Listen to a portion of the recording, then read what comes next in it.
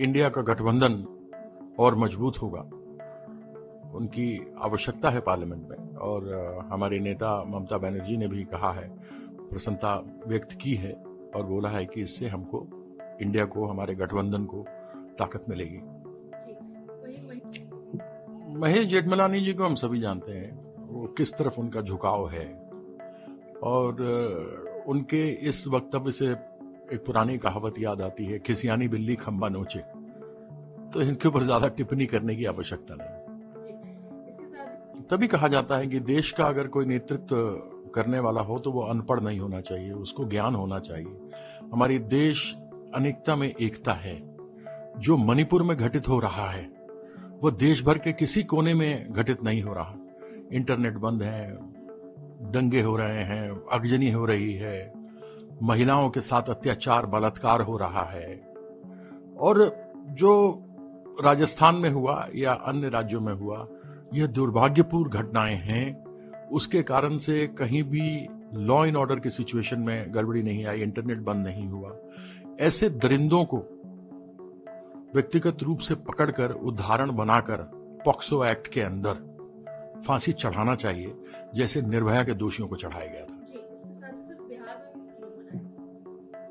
उन्होंने नहीं बनाया था, एनडीए ने मिलकर के बनाया था, और उनके पास कोई लीडर ही नहीं, न था न आज है, नीतीश कुमार के सरीखे का।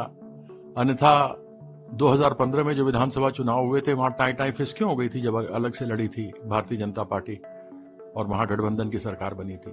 तो प्रधानमंत्री को सोचना चाहिए। यही समस्या है अनपढ़ों के साथ। जो अनपढ़ होते हैं वो समझते नहीं, उनको सब कुछ लगता है मैं ही हूं जो कुछ हूं। ऐसे अनेकों उदाहरण तो भारतीय जनता पार्टी में है और लेते रहते हैं। अभी लेटेस्ट जो लिए ताजा लिए गए हैं 70,000 करोड़, जिसके ऊपर आरोप लगाया गया था, वो अजीत पवार है, वो पवार परिवार के लोग हैं। आप उत्तर से उठाकर दक्षिण तक, पूरब से उठाकर पश्चिम तक, आप एक एक आदमी को देख लीजिए। अब जयशाह में क्या खूबी है जो वो आज बीसीसीआई के सेक्रेटरी बना हुआ है, या पंकज सिंह 2 बार से एमएलए बन रहा है, और राजनाथ सिंह जी का बेटा है, 2 बार से एमपी वसुंधरा राजे का बेटा बन रहा है। पूरा सिंधिया परिवार तो इन्हीं के साथ आ गया। राजमाता साथ में थी, फिर बेटियां उनके साथ में थी, अब ये ज्योतिरादित्य साथ में आ गए हैं।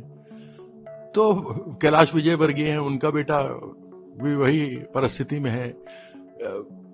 जो अपने पीयूष गोयल हैं, वो यूपी गोयल जी के बेटे हैं जो कोषाध्यक्ष थे। मैं कितने नाम गिनाऊं, एक से एक नाम मिलेंगे। प्रमोद महाजन की बेटी है पूनम महाजन, वो बैठी हुई हैं।